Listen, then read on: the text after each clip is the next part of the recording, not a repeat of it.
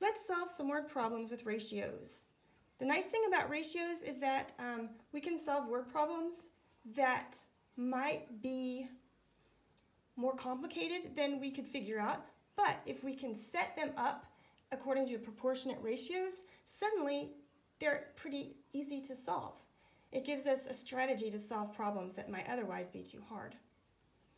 A car company is trying out a new special sale, a new promotion. They want to get more customers, right? Where they give a customer 6 candy canes if they buy a set of 4 new tires.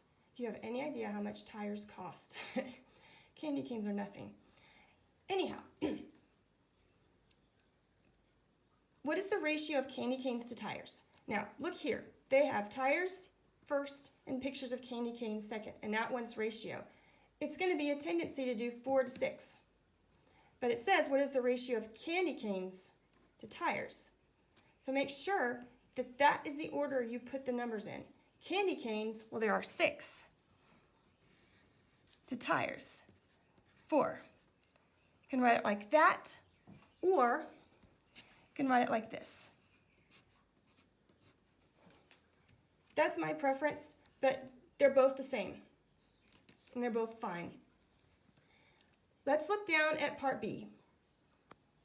Set up and solve a proportion to determine how many candy canes customers will get if they buy 48 new tires. Fill in the blank and solve the proportion.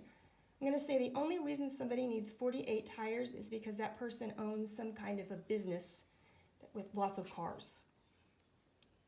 I've never bought more than 4 tires in my entire life. When you set up a proportion, the most important thing by far is that you first set up your labels. And look, they did that for us. Candy canes to tires. We want to determine how many candy canes a customer will get if he buys 48 tires. So let's find, what was the ratio again? 6 to 4. I will write the ratio given, and I'll plug in the new number, 48 new tires. So 48 goes here.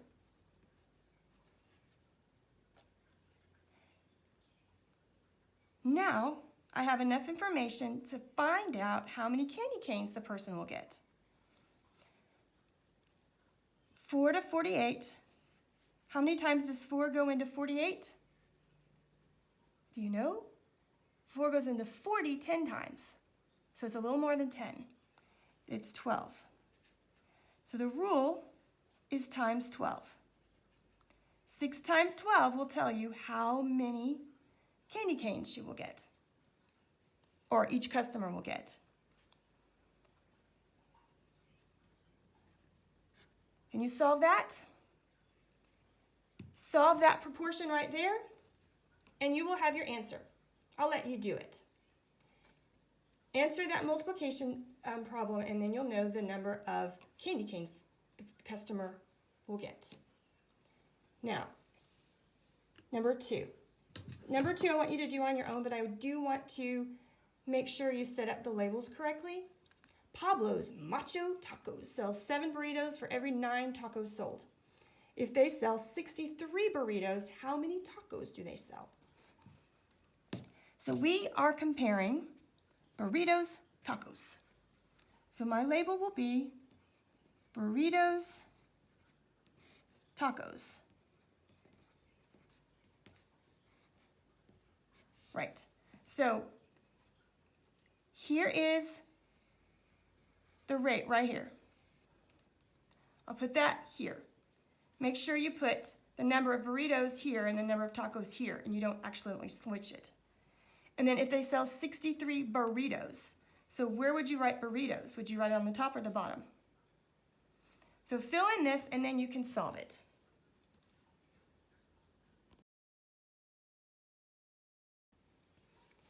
Page 6, number 1 is the same as the one on the other page. I'm going to let you do it. The first thing that you need to do after you read this is to write the labels, just like we did on the other page, on both of them. And then you'll write the ratio given, which is 6 to 4.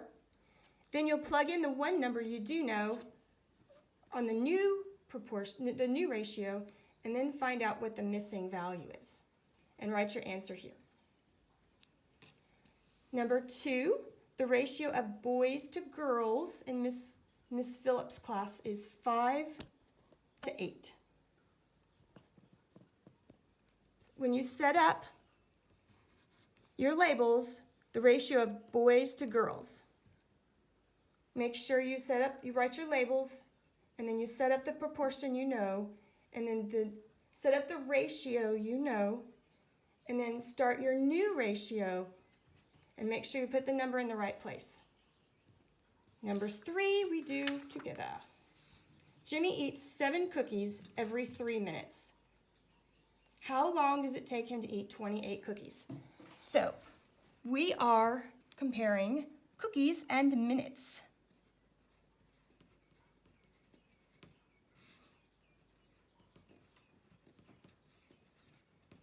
So let's see. Well, let's do the ratio we know.